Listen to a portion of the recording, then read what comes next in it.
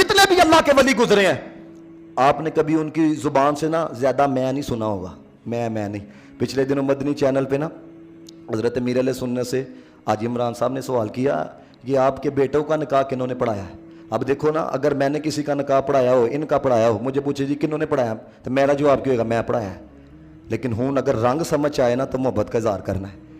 کہا گیا آپ کے بیٹوں کا نکاح کنہوں نے پڑھایا ہے؟ ان جملہ دیکھو کتنا حسین ہے. فرمانے لگے ان کے والد صاحب نے پڑھایا ہے.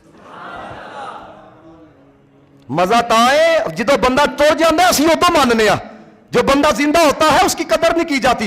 جملہ دیکھو، اے نہیں آخیا میں نے پڑھایا ہے پتروں کا نکاح، اور فرمانے لگے ان کے والد صاحب نے پڑھایا ہے. کیوں؟ کیونکہ پتہ ہے نا میں انہوں چنگی نہیں لگتی، پتہ ہے نا کہ میں یار کو اچھی نہیں لگتی، اس لیے اقبال نے کہا مٹا دے اپنی ہستی کو اگر کوئی مقام چاہتا ہے، کہ دانا خاک میں مل کر گلے گلزار بنتا ہے. اور بلے شاہ نے کہا مٹی چوں مٹی ہونا کادی بلے بلے، اج مٹی دے اتے بلے آ کل مٹی دے تھلے. اللہ